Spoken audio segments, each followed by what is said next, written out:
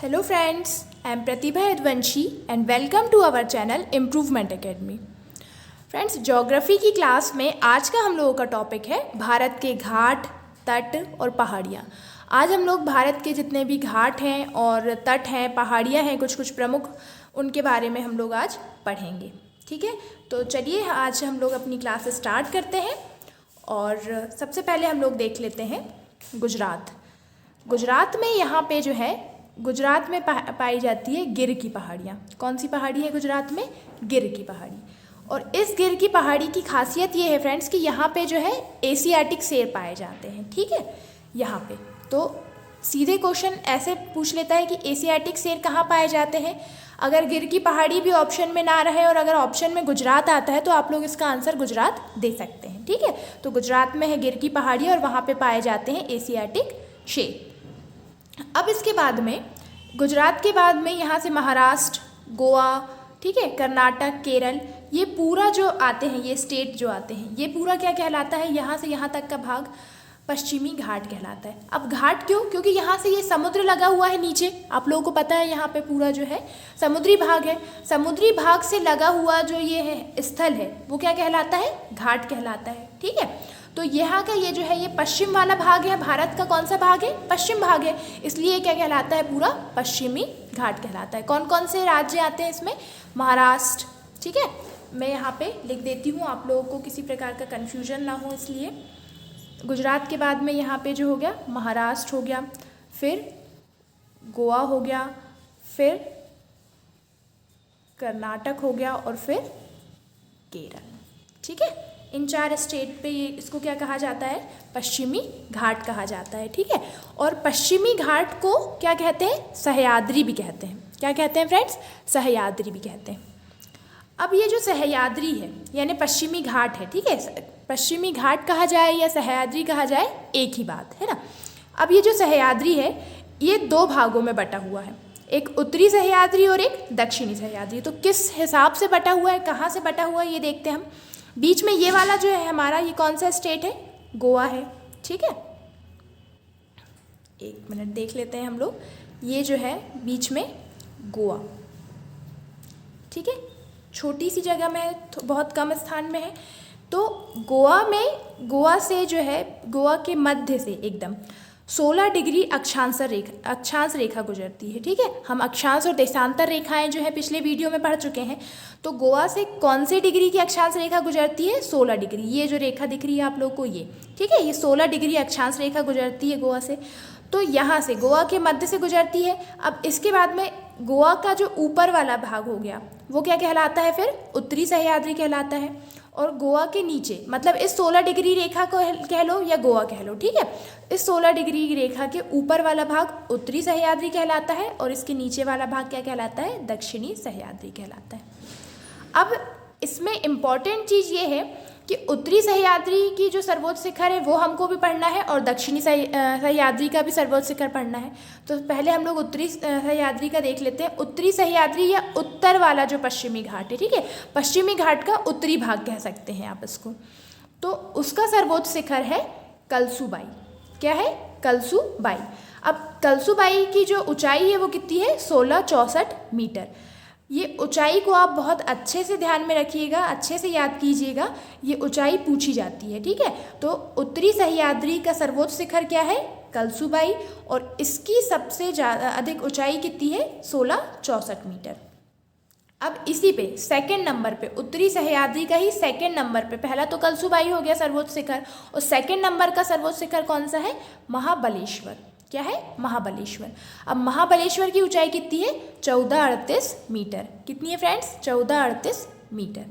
अब ये महाबलेश्वर के बारे में कुछ जानकारी जो है मैंने यहाँ लिखी हुई है, आप यहाँ देख लीजिए। महाबलेश्वर के जो उच्चतम बिंदु है वो क्या कहलाता है? उच्चतम बिंदु, सबसे उच्चतम बिंदु महाबलेश्वर का क्या है? Wilson point. हम पिछली क्लासेस में जो है भारत के कुछ प्रमुख बिंदु भी पढ़ चुके हैं, उसमें हम लोग ने ये बिंदु नहीं पढ़े थे, इसलिए मैंने अभी यहाँ नोट करके लिख दिया है, आप इसको भी याद रखिएगा। महाबलेश्वर का उच्चतम बिंदु कौन सा है? Wilson point. ठीक है, और भी जो है ये ऑर्थर सीट पॉइंट और नीडल होल पॉइंट, ये भी महाबलेश्वर के ही पॉइंट है, उच्चतम नहीं है। उच्चतम केवल क्या है? ये है विल्सन पॉइंट। ठीक है, और फिर ऑर्थर सीट पॉइंट भी महाबलेश्वर में आता है और नीडल होल पॉइंट भी महाबलेश्वर में ही आता है। अब महाबलेश्वर में कुछ प्रमुख नदियाँ भी हैं। कौन कौन सी नदियाँ हैं उनके नाम हम लोग देख लेते हैं। कुल 5 प्रमुख नदियाँ हैं। पहली है कृष्णा, सावित्री, वेन्ना, गायत्री और कोयना। ठीक है, कृष्णा, सावित्री, वेन्ना, गायत्री और कोयना। ठीक है, ये 5 नदियाँ पूरी जो है वो महाबलेश्वर से निकलती हैं। अब ये हो गई उत्तरी सह्याद्री की बात। अब हम दक्षिण सह्याद्री की बात कर लेते हैं। दक्षिण सह्याद्री मतलब पश्चिमी घाट का दक्षिण वाला जो भाग है वो। ठीक है, इस 16 डिग्री के नीचे वाला भाग। तो यहाँ जो दक्षिण सह्याद्री है इसका सर्वोच्च शिखर क्या है? कुद्रेमुख। क्या है फ्रेंड्स? कुद्रेमुख।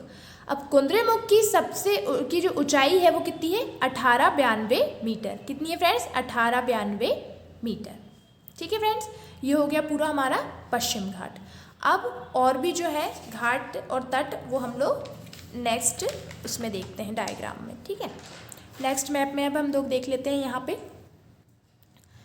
अब देखिए, यहाँ से मैंने आपको बताया कि ये पूरा पश्चिमी घाट वाला भाग है। ठीक है, तट है, तट, घाट। ठीक है, ये सारी चीज़ें क्या है? समुद्र से लगा हुआ स्थल। तट है और घाट है, क्या कहलाते हैं? समुद्र से लगे हुए स्थल कहलाते हैं ना। हम लोग नॉर्मल जो साधारण बातचीत, जो साधारण भाषा है उसमें भी कहते हैं कि इस तट पे, इस घाट पे, है ना। ये सारी चीज़ें आप लोगों को पता होगी। तो अब इन तटों के जो है वो नाम अलग अलग हैं। वो क्या है ये हम लोग देख लेते हैं। तो देखिए, सबसे पहले मैं यहाँ स्टेट लिख देती हूँ। ये जो है गुजरात है। ठीक है, गुजरात से लगा हुआ यहाँ है ये महाराष्ट्र, ये गोवा, ये जो है कर्नाटक और ये केरल। अब देखिए, जो गुजरात में है, पर्टिकुलर गुजरात की सीमा से जो लगा यहाँ पे समुद्री भाग है, तो उससे समुद्री भाग से लगा हुआ जो ये स्थल है, ये तट जो है वो क्या कहलाता है? काठीवाड़ तट कहलाता है। ठीक है, तो काठीवाड़ तट का विस्तार कहाँ तक है? सिर्फ गुजरात तक। ठीक है, ये देखिए जो ब्लू कलर से आप लोगों को दिख रहा है ना, ये वाला, ये जो है काठीवाड़ तट है। अब काठीवाड़ तट के नीचे कौन सा क्या राज्य लग जाता है? गुजरात के बाद महाराष्ट्र लग जाता है। तो महाराष्ट्र से गोवा के बीच का जो स्थान है, ठीक है, महाराष्ट्र से लेके ये गोवा आधा दिख रहा है आप लोगों को, ऑरेंज कलर से ये जो लाइन दिख रही है ना, ये वाली, ये क्या कहलाता है? कोंकण तट कहलाता है। क्या कहलाता है फ्रेंड्स? कोंकण तट। इसके बाद में महाराष्ट्र हो गया, महाराष्ट्र, ये गोवा तक आ गए हम। यहाँ पे ऑरेंज लाइन ये जो है ये कोंकण तट। मैंने अलग अलग कलर से लिखा हुआ है ताकि आपको किसी प्रकार का कोई कन्फ्यूजन ना हो। अब इसके बाद में गोवा से लेके कर्नाटक तक, गोवा से लेके कर्नाटक तक का ये जो भाग है ये कहलाता है केंद्रा तट। क्या कहलाता है फ्रेंड्स? केंद्रा तट। इसके बाद में अब कर्नाटक से नीचे सीधे केरल तक कहलाता है मालाबार तट। ठीक है फ्रेंड्स, ये तटों के नाम है अलग अलग। एक बार फिर से हम लोग देख लेते हैं। पर्टिकुलर गुजरात में ही कहेगा तो कौन सा तट आएगा? काठीवाड़ तट। फिर गुजरात के बाद महाराष्ट्र से लेके गोवा तक का हिस्सा जो कहेगा तो आएगा कोंकण तट। इसके बाद में गोवा से लेके कर्नाटक तक जो कहेगा केंद्रा तट, और फिर कर्नाटक से लेके नीचे केरल तक पूरा आता है मालाबार तट। मालाबार तट जो है वो सर्वाधिक केरल में लगता है ना। ये हो गया मालाबार तट। अब मालाबार तट में हम लोग एक चीज़ इंपॉर्टेंटली देख लेते हैं कि मालाबार तट में जो है एक अन्नामलाई पर्वत है। कौन सा पर्वत है? अन्नामलाई पर्वत है। अब इस अन्नामलाई पर्वत की सर्वोच्च जो ऊंची चोटी है, सबसे ऊंची चोटी है, वो क्या है? अन्नेमुदी। अन्नेमुदी कह लो या अन्नामुड़ी कह लो, ठीक है। आप इसको अन्नामुड़ी भी याद रख सकते हैं। अन्नामलाई पर्वत की अन्नामुड़ी आपको अच्छे से आसानी से याद हो जाएगा, ठीक है। सेम कॉमन नेम है इसलिए, ठीक है। और वैसे ये जो बुक्स में है अन्नेमुदी लिखा हुआ है। अब इसकी ऊंचाई कितनी है फ्रेंड्स? तो 2696, ठीक है। बहुत अच्छे से इसकी ऊंचाई याद रखिएगा। मैं बार बार आप लोगों को यही चीज़ कह रही हूँ क्योंकि इनसे जो सर्वोच्च शिखर है इनकी ऊंचाइयों से बहुत अधिक क्वेश्चन बनते हैं, तो आप इसको अच्छे से याद रखिएगा। अन्नेमुदी की ऊंचाई कितनी है? 2696 मीटर। अभी अन्नामलाई पर्वत की सबसे ऊंची चोटी हो गई। अन्नामलाई के साथ साथ ये वाला भाग जो है हमारा भारत का कौन सा वाला भाग है? दक्षिणतम भाग है, तो दक्षिण भारत है ये, दक्षिण भारत की। और अभी हमने पढ़े कि यहाँ से यहाँ तक का भाग कौन सा है? पश्चिमी घाट है। तो अच्छे से नोट करके लिखिएगा कि दक्षिण भारत की भी, पश्चिमी घाट की भी और अन्नामलाई पर्वत की भी, तीनों की सबसे ऊंची चोटी ये है अन्नेमुदी ही है, ठीक है। एक बार फिर से सुन लीजिए। दक्षिण भारत की पश्चिमी घाट की और अन्नामलाई पर्वत, ठीक है। तीनों की सबसे ऊंची चोटी क्या है? अन्नामुडी या अन्नामुडी है, ठीक है। इसकी ऊंचाई कितनी है? 2696 मीटर। अब यहाँ पे हम लोग जब इस तरफ चलते हैं तो इधर वाला जो है ये पूर्वी घाट है, तो इधर ये पूर्वी भाग है भारत का तो पूर्वी घाट, और ये पश्चिमी भाग है तो पश्चिमी घाट, ठीक है। इसमें कोई अलग से नामकरण नहीं हुआ है, बस दिशाओं के हिसाब से कहा जाता है इनको। तो अब देख लीजिए यहाँ पे ये केरल से लगा हुआ नीचे यहाँ पे कौन सा स्टेट आता है हमारा? तमिलनाडु। तो तमिलनाडु में जो है नीलगिरी की पहाड़ी, ये जो दिख रही है आप लोग को, ये जो मैंने बनाई हुई है ट्रायंगल के शेप में बनाया हुआ है, तो ये क्या है? नीलगिरी की पहाड़ी है।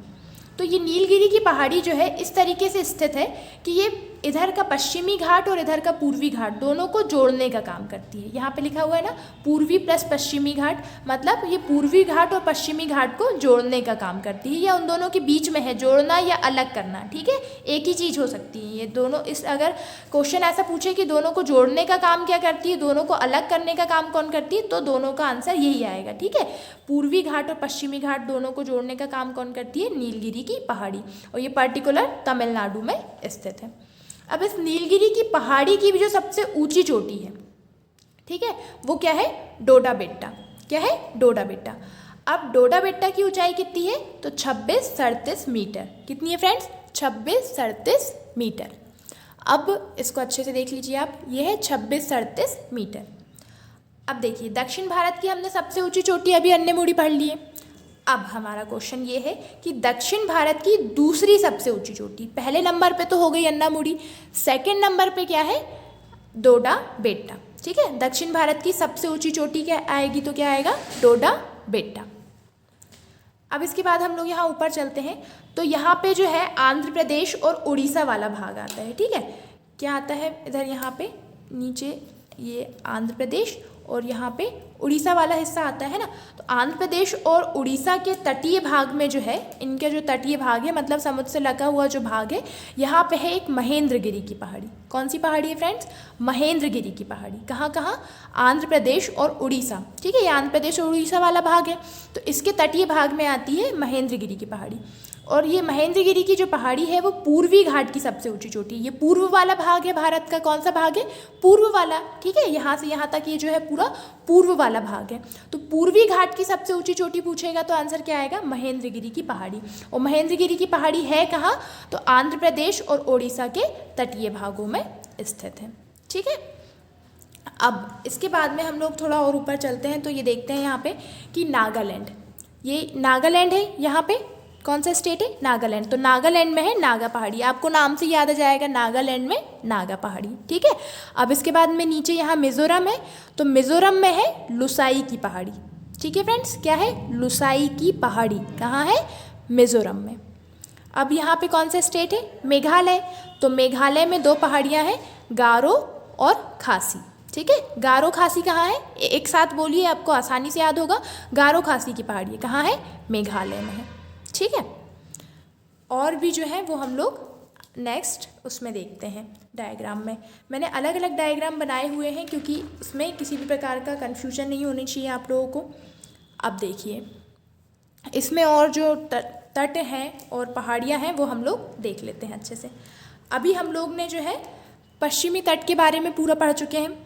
अब देखते हैं हम लोग पूर्वी तट के बारे में। ये जो पूर्वी भाग हो गया, ये पूर्व वाला हिस्सा हो गया। तो यहाँ से ये पश्चिम बंगाल, पहले स्टेट देख लीजिए, पश्चिम बंगाल, उसके बाद नीचे क्या? उड़ीसा, फिर आंध्र प्रदेश, ये हो गया, फिर तमिलनाडु, है ना। तो यहाँ से यहाँ तक के जो है पश्चिम बंगाल से लेके नीचे तमिलनाडु तक ये पूरा हो गया कौन सा? पूर्वी तट। अब पूर्वी तट में भी अलग अलग नाम इनके दिए गए हैं, वो क्या है देखते हैं हम लोग। जब हम लोग यहाँ से स्टार्ट करते हैं तो पश्चिम बंगाल से यहाँ आंध्र प्रदेश तक, ठीक है, आधा जो है आंध्र प्रदेश तक आते हैं। यहाँ पे आंध्र प्रदेश से जो कृष्णा नदी निकलती है, अभी हम लोग ने नदियों का टॉपिक नहीं पढ़े हैं, लेकिन कृष्णा नदी जो निकलती है तो उसके पहले तक, ठीक है, यहाँ से निकलती है लगभग वो यहाँ से ऐसे, तो उसके पहले तक, मतलब पश्चिम बंगाल से लेके आंध्र प्रदेश, आधा आंध्र प्रदेश तक का जो भाग है, ये तट वाला भाग है, वो क्या कहलाता है? उत्तरी सरकार तट कहलाता है। ये जो ब्लू कलर से आप लोगों को दिख रहा है वो, ठीक है, ये यहाँ से लेके यहाँ तक का ये क्या कहलाता है? उत्तरी सरकार तट कहलाता है।